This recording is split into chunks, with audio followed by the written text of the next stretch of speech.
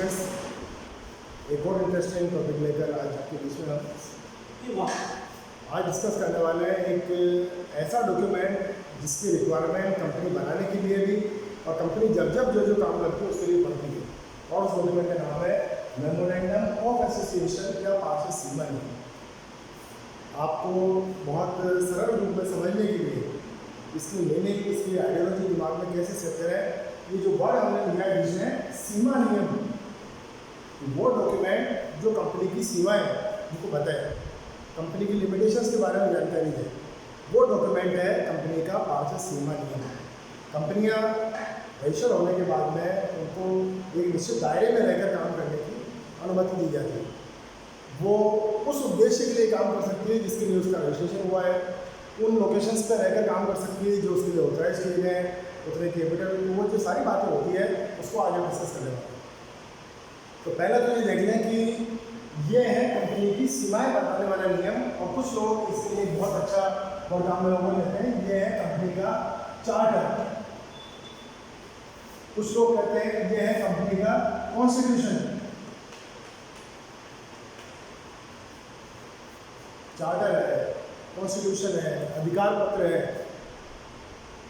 संविधान है, यानी हम जो कुछ कर सकते हैं, जो हमको करने के लिए पार्षद सीमा नियम अलाउ करता है, वो सीमाएं, वो लिमिटेशंस जो हमारे लिए और क्यों ज़रूरी है, ताकि कोई भी कॉर्पोरेट सेक्टर में जो कंपनी है वो किसी भी तरह का डेविएशन, किसी भी तरह का मैनिपुलेशन, किसी भी तरह की हम कहें मोनोपोली उस स्थिति में ना आ जाए। इसके लिए आपको लिमिटेशंस पर रखने के लिए ये डॉक्यूमेंट कंपल्सरीली बनाने के लिए कहा जाता है। अब इसकी एक सिग्निफिकेंस और देखें, इसको कहा जाता है फंडामेंटल डॉक्यूमेंट।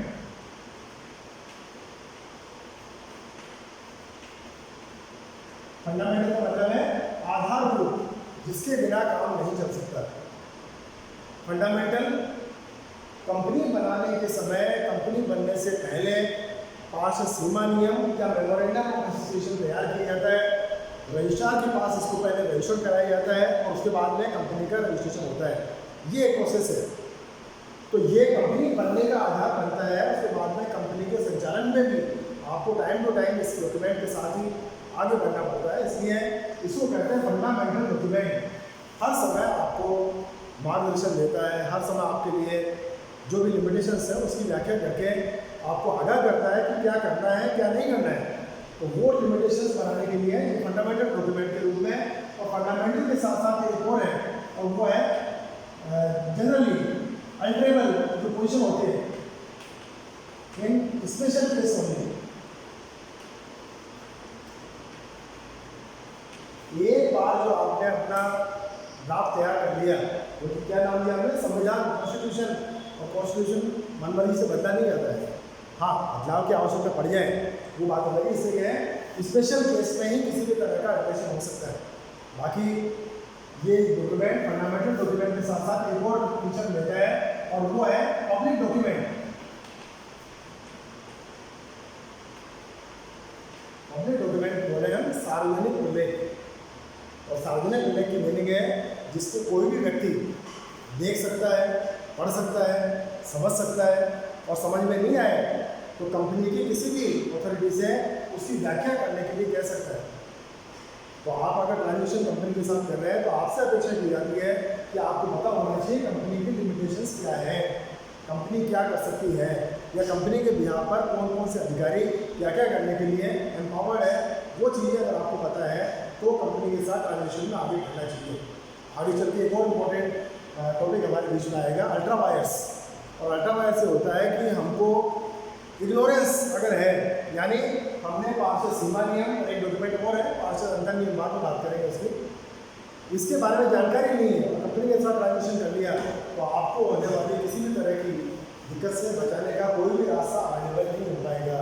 तो ये जो नेचर है कि पब्लिक डॉक्यूमेंट है, कोई भी व्यक्ति देख सकता है, पढ़ सकता है, और समझ में नहीं आए तो आपसे व्याख्या करवा सकता है। ये नेचर इसके जानते हुए जब भी डीलिंग करें मेमोरेंडम की कॉपी पहले मांग लें, और मेमोरेंडम देने से मना करें तो आपको अलर्ट हो जाना चाहिए कि कहीं कोई सस्पिशियस मैटर तो नहीं है, कंपनी रजिस्टर्ड है या नहीं है। अगर मेमोरेंडम रजिस्टर्ड है तो पूरी संभावना है कंपनी पंजीकृत होगी। अब इसमें चार्टर बनाते हैं या कॉन्स्टिट्यूशन बताते हैं, तो ये हम डिस्कस कर रहे हैं कि इसमें बातें क्या क्या आती हैं। उसको हम एलिश कर रहे हैं कंटेंट्स के रूप में। कंटेंट्स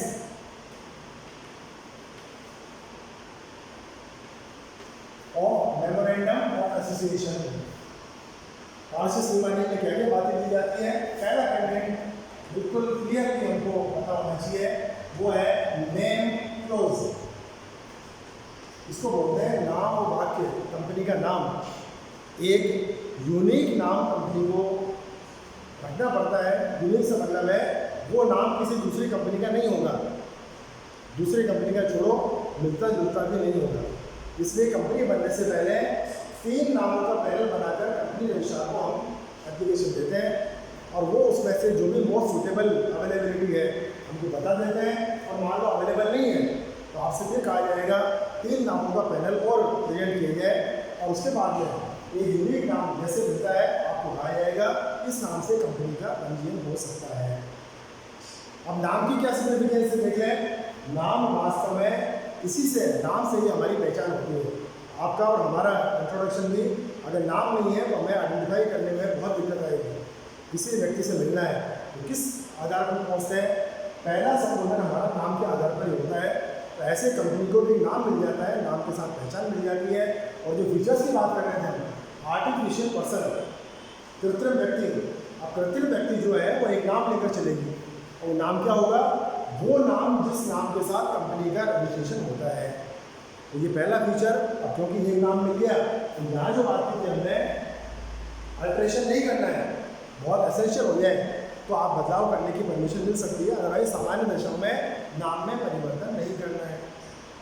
नाम जब हो गया तो दूसरी क्लोज आती है हमारे रजिस्टर ऑफिस क्लोज, यानी कंपनी का पंजीकृत कार्यालय कहाँ रहेगा, रजिस्टर ऑफिस कहाँ रखने जा रहे हो। ये वो लोकेशन होती है जो आपके कॉन्टैक्ट का माध्यम बनती है। आपके साथ ट्रांजेक्शन करना है, आपको लेटर लिखना है, आपके साथ किसी भी तरह की मीटिंग की बात करनी है, या ज्यूडिशियल एरिया, अभी कोई कोर्ट केस की बात आ जाती है तो क्षेत्राधिकार न्यायालय का क्या है ये डिसाइड करने के लिए भी हमको पता होना चाहिए कि हमारा एक सर्टेन रजिस्टर्ड ऑफिस होना चाहिए। और सारी कॉरस्पॉन्डेंस, सारे पत्र व्यवहार, सारी न्यायिक प्रक्रिया, आपसे मिलने का, कॉन्टैक्ट का जो साधन होगा वो ये रजिस्टर्ड ऑफिस ही रहेगा।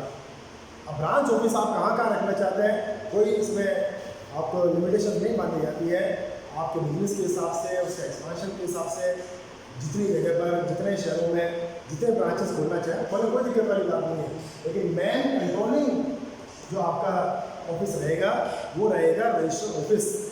और इसमें फिर बात करें नॉन अल्टरेबल, इसको सामान्य दशाओं में परिवर्तन नहीं करना है, बहुत एसेंशियल हो गया है। बदलना करना कोई बात नहीं है, अदरवाइज एक बार रजिस्टर हो जाने के बाद में वही आपके संपर्क का सबसे बड़ा माध्यम बन जाएगा। तीसरे कंटेंट पर बढ़ते हैं हम, इसका नाम है ऑब्जेक्ट क्लोज। ऑब्जेक्ट होता है कंपनी का उद्देश्य। कंपनी एक सर्टेन ऑब्जेक्टिव लेकर बनाई जाती है, उसका संचालन किया जाता है। तो ये उद्देश्य बताएगा नंबर 1 कि आपकी कंपनी लीगल पर्पज से बनाई गई है या नहीं, आपकी कंपनी किन किन एरियाज में एंट्री करने का अधिकार रखती है, वो डिसाइड होगा आपके ऑब्जेक्टिव से। तो ऑब्जेक्टिव क्लोज मेन ऑब्जेक्टिव से या सब्सिडरी ऑब्जेक्टिव से, इस तरह से भी उसका सब डिवीजन कर सकते हो। लेकिन आपको बताना पड़ेगा ये उद्देश्य कहाँ पर रहकर पूरे किए जाएंगे। उन स्टेट्स के नाम जैसे राजस्थान, हरियाणा, गुजरात, महाराष्ट्र, आपने 4 राज्यों का उल्लेख कर दिया। तो इन उद्देश्यों की पूर्ति के लिए 4 राज्यों में बिजनेस करने की आपको अथॉरिटी मिल जाती है। 4 के अलावा और कहीं भी जाओगे तो इस रेंज में आ जाओगे अल्टरेबल, पहले अल्ट्रेशन कराना जरूरी होगा और उसके बाद में आपको परमिशन मिलेगी और नहीं जाएगी। लेकिन उद्देश्यों की बात, सीधी बात यह है, उद्देश्य लीगल होने चाहिए, फिजिबल होने चाहिए, प्रैक्टिकल होने चाहिए। ये बातें अगर आप एश्योर कर सकते हैं तो आपकी कंपनी को रजिस्टर होने में कहीं दिक्कत नहीं आती है। हम कॉर्पोरेट सेक्टर को डेवलप करने के लिए ये देखना चाहते हैं कि जो नीति संगत उद्देश्य है उन्हीं के साथ कंपनियों का फॉर्मेशन किया जाए। तो जब ऑब्जेक्टिव क्लोज आपने सक्सेसफुली काम कर दिया है तो अगले क्लोज की बात करते हैं हम, ये कहलाता है कैपिटल क्लोज।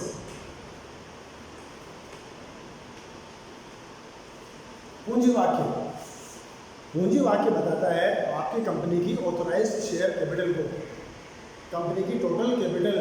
टोटल कैपिटल का मतलब है आज आप कंपनी बनाने जा रहे हो, कंपनी का कितना लाइफ ड्यूरेशन आप एक्सपेक्ट करने चल रहे हो, उस सारे ड्यूरेशन में मिलाकर हमको इतने कैपिटल रिक्वायर्ड हो सकती है, ये होगा कंपनी का capitalisation.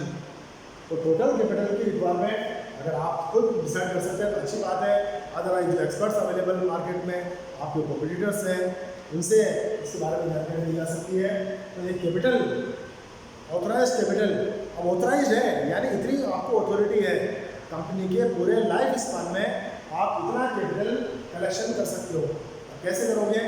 Either in form of equity shares और प्रेफरेंस शेयर्स और डिवेंचर्स और बॉन्ड्स और अदर सिक्योरिटीज़, किसी फॉर्म में मिलाकर अल्टीमेटली हमारा ये कैपिटलाइजेशन का लेवल होगा। अब ये कई रूपों में बदलता भी रहेगा, एक होगी ऑथराइज कैपिटल हो जाएगी, इसमें से इशूड कैपिटल हो जाएगी, सब्सक्राइब कैपिटल हो जाएगी, पेड अप कैपिटल हो जाएगी, कॉल्ड कैपिटल हो जाएगी, अनकॉल्ड कैपिटल हो जाएगी। वो हम डिस्कस करेंगे कैपिटल के बारे में, एक सेपरेट चैप्टर है, तब हम सारे जो इसके सब डिवीजन हो सकते हैं उसकी बातचीत करेंगे। लेकिन कैपिटल के बारे में आपको आज सोच समझ कर अगर डिसीजन ले लिया तो जनरली कंपनी का रजिस्ट्रेशन फीस इस कैपिटल के हिसाब से डिसाइड होता है। तो जब कैपिटल क्लोज सक्सेसफुल, फिर आप यहाँ पर अपना रोल प्ले कर गए, तो अगला आएगा लायबिलिटी क्लोज। इसको बोलेंगे दायित्व बात। दायित्व लिमिटेड रहता है। हमने कंपनी की हिस्ट्री में बहुत डिटेल में आपको बात बता दी, कंपनियां लिमिटेड लायबिलिटी बनाई जाती है। लायबिलिटी लिमिटेड कैसे होती है? आइदर थ्रू शेयर्स और थ्रू गारंटी। तो लिमिटेड भाई अगर शेयर्स है तो शेयर्स की जो फेस वैल्यू है वहाँ तक आपकी लायबिलिटी लिमिटेड होगी। आपके शेयर का अगर मान लो फेस वैल्यू है 10 रुपये, अब एप्लीकेशन टाइम पे फर्स्ट कॉल में, सेकंड कॉल में, जब जब आपसे कॉल की जाए आप 10 रुपये तक पेमेंट करने के लिए बाउंड हैं। जब शेयर फुली पेडअप हो जाए तो आप जिम्मेदारी से मुक्त हो गए।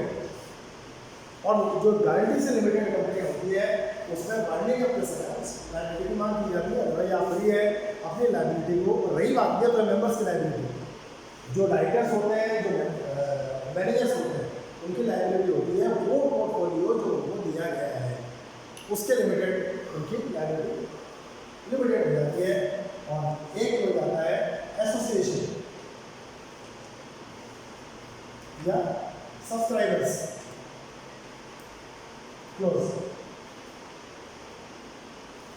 कंपनियों की कैटेगरी बताते समय हमने बात की थी कि प्राइवेट कंपनी में कम से कम कितने, 2, और पब्लिक कंपनी है तो कम से कम 7 मेंबर होने जरूरी है। तो ये जो क्लोज बनता है ये मिनिमम इन लोगों से मिलकर बनता है। ये कंपनी के सब्सक्राइबर कौन है, कंपनी को किन लोगों ने इनिशियल कैपिटल की रिक्वायरमेंट को पूरा किया या बाद में कौन अच्छे सब्सक्राइबर्स के रूप में कंपनी के साथ जुड़े हुए, वो बात पर ये कैपिटल क्लोज तो बदलता रहता है। ये सॉरी क्लोज, क्योंकि कंपनी के शेयर्स ट्रांसफरेबल होते हैं। आप अपने शेयर जैसे बेचते हैं, अब आप कंपनी के मेंबर नहीं रहे, अब जो परचेज करने वाला व्यक्ति है वो कंपनी का मेंबर बन जाएगा। अगर इस क्लोज में आपका नाम था तो अब आप उसके पार्ट नहीं रहेंगे। तो ये तो प्योरली अल्टरेबल है, जैसे ही शेयर का ट्रांसफर हुआ, जैसे शेयर बेचे गए, ये ऑटोमेटिकली चेंज होता रहेगा। तो हमारा ज़्यादा फोकस हमको करना है इन 5 क्लोज के ऊपर। ये 5 क्लोज है, इससे मिलकर हमारा मेमोरेंडम बनता है। और ये केवल मेमोरेंडम नहीं है, ये है कंपनी का चार्टर, कंपनी का कॉन्स्टिट्यूशन, कंपनी की फाउंडेशन, कंपनी की लिमिटेशंस जो आपको बताती हैं किस दायरे में रहकर काम करना है। तो इस डॉक्यूमेंट के आधार पर कंपनी का रजिस्ट्रेशन होता है, नंबर 1। नंबर 2, जब भी कंपनी के साथ कोई व्यक्ति डीलिंग करता है तो पब्लिक डॉक्यूमेंट के रूप में इसकी स्टडी की जाए, उसके आधार पर काम किया जाए, उससे एक्सपेक्ट किया जाता है। नंबर 3, जब कभी कंपनी कोई भी काम करे तो ये देखना पड़ता है कि इस लिमिटेशन में रह पाएगी या नहीं रह पाएगी। अगर हो सकता है तो वो काम करने की अथॉरिटी है, अदरवाइज पहले इसको अल्टर करना पड़ता है, उसके बाद वो काम करने के लिए आपको अधिकार मिल सकता है। तो ये बहुत इंपॉर्टेंट टॉपिक है। मेन एग्जाम में क्वेश्चन आता रहता है, फ्रिक्वेंटली आता है, और क्वेश्चन ये आता है इससे क्लोजेस और किसी भी एक क्लोज में अल्ट्रेशन कैसे हो सकता है इसके बारे में एग्जाम में क्वेश्चन आता है। जब भी असाइनमेंट देंगे हम इसके बारे में डिस्कस करेंगे।